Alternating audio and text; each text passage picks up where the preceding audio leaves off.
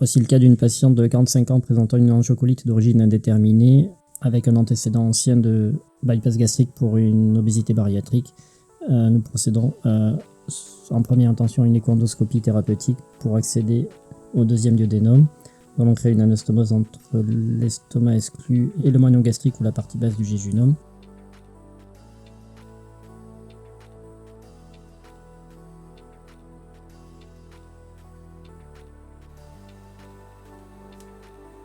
La première étape consiste à repérer le mur gastrique. Nous effectuons une ponction à l'aiguille de 19 gauche, puis injectons du produit de contraste pour vérifier le bon positionnement, en ponctionnant idéalement la partie haute du fundus.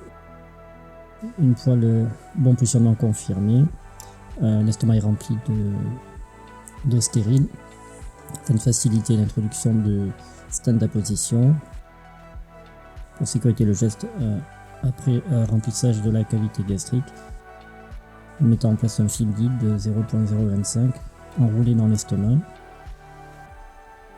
Une fois le fil positionné, le dispositif du stent d'apposition de type Axios est mis en place et descendu sur le fil. La perforation est effectuée à l'aide du cystotome incorporé.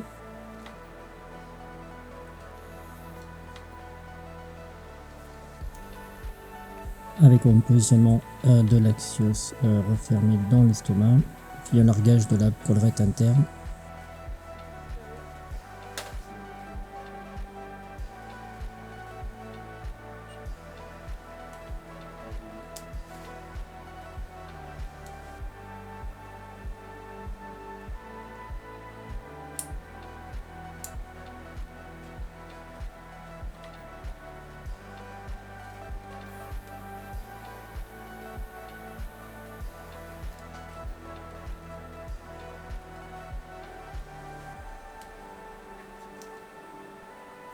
La deuxième moitié du stent est ensuite déployée dans l'échoendoscope, puis libérée en fin de procédure.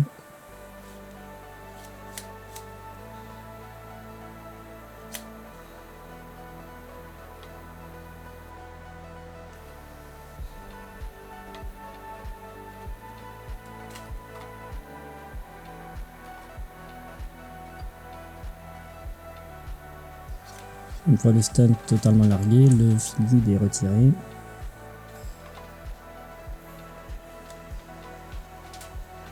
Puis est effectué un contrôle de l'anastomose créée par injection de produit de contraste avant la fin de la procédure. La patiente sera reprise à 48 heures pour la réalisation de la CPRE. La classification ici montre un passage ensuite satisfaisant du contraste dans la cavité gastrique.